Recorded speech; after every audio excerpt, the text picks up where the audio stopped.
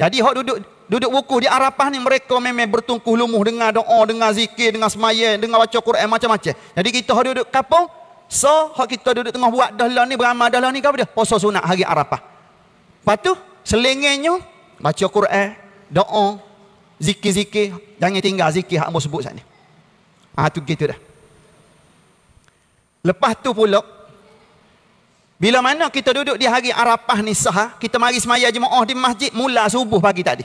Siapa-siapa mari semaya subuh berjemaah pagi tadi, sunat tu imam bimbing selepas daripada semaya, hak kita duduk baca wirid sekala tu kita tak panjang wirid tu. Lalu kita bertakbir. Kita bertakbir dah mula 9 Zulhijjah. Dia panggil takbir berapa tu? Dia panggil takbir muqayyad. Dah, takbir ni dia ada banyak cara takbir. Dia ada takbir muqayyad. Dia ada takbir mursal, dia ada takbir mutlak. Macam-macam ada.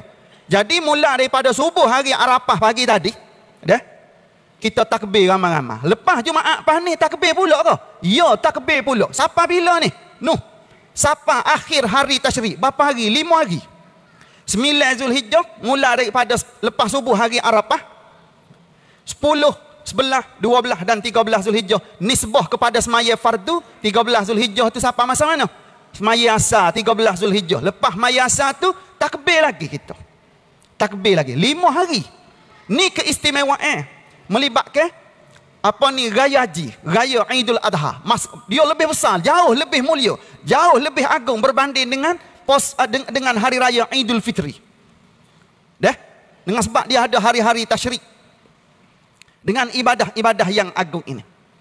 Dah. Jadi sebab tu semolek-moleknya fuak kita mari semaya jemaah. Lepas tu kita bersama-sama takbir. Dah? Sepanjang 5 hari ni buat aku tu. Lepas pada 5 hari, tak payah mari kau lah ke mana? Lepas pada 5 hari teruslah. Dah. Dah kita dapat berkat kita buat yang terbaik dalam tempoh 5 hari. Apa ni 10 sehingga 9 sampai 13 Zulhijjah kita bertakbir saat ni. Lepas pada tu kita jadi lekat dengan masjid. Hak tu hak sepatutnya. Dah? Hak tu hak sepatutnya. Lepas pada tu lain daripada kita bertakbir bertahmid, malam raya ni, malam ni dah, malam raya ni dah. Malam ni sunat kita pergi hidup malam. Sabit dalam hadis Nabi kata siapa-siapa yang menghidupkan 2 malam hari raya. Malam raya mana? Hari raya Idul Fitri so, hari raya Idul Adha so. Jadi hak kita malam ni raya Idul Adha. Jadi Nabi kata siapa-siapa menghidupkan 2 malam hari raya. Dah? 2 malam hari raya. Maka nescaya hatinya tidak akan mati di hari yang dimatikan segala hati.